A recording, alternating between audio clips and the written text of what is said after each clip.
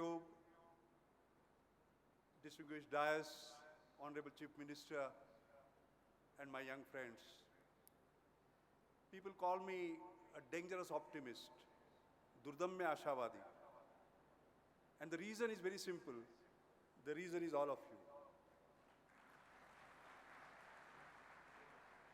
The Yuva Shakti that one talks about, India's greatest competitive advantage, if you look at it, is you.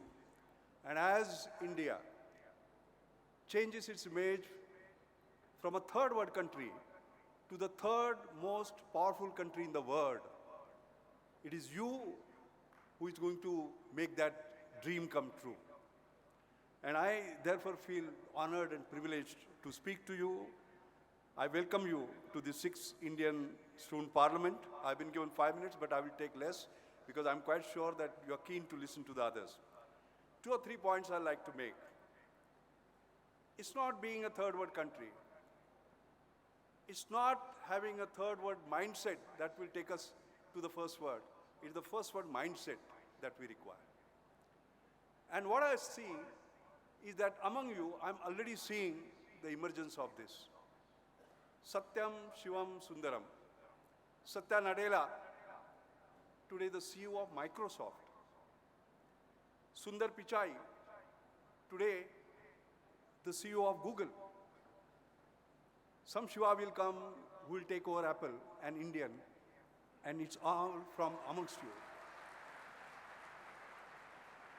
But what I like most is the changing aspiration. I was talking to a group of students on the other day.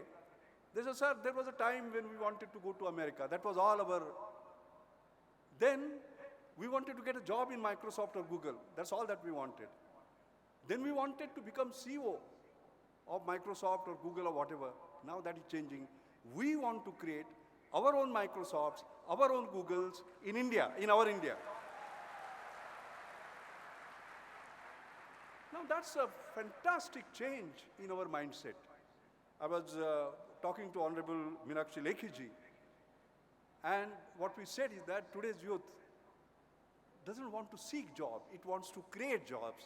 And you already heard about our Prime Minister's fantastic initiative on Startup India, and we have Ganesh Natarajan who will talk to you about this. We are really starting up, and we have to run and we have to win. There are 2 more points I like to make.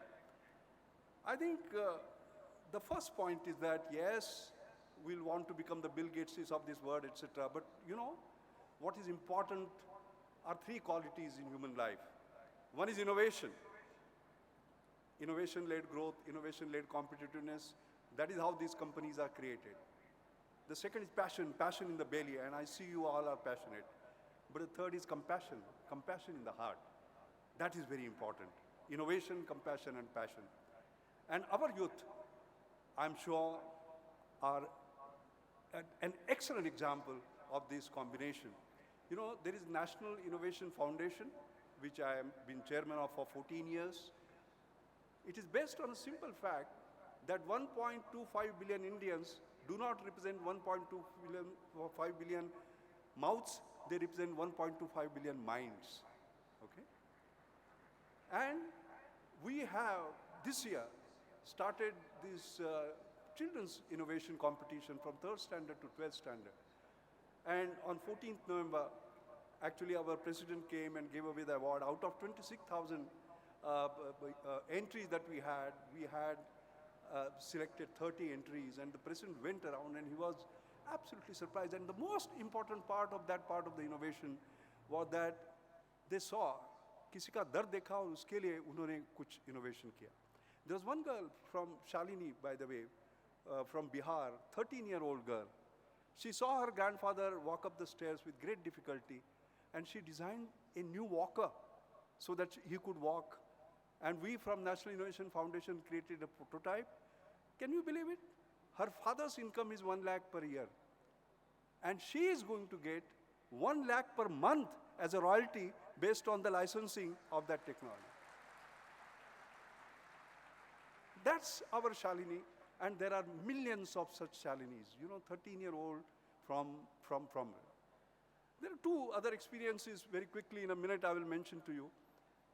I am 73 going on to 74 now, but when I turned 70, I did something innovative. On 1st January is my birthday, by the way. So on 1st January, I said, how would I spend my 1st January? So I called 70 young children from our municipal corporation, Marathi municipal corporation schools, basically from slums.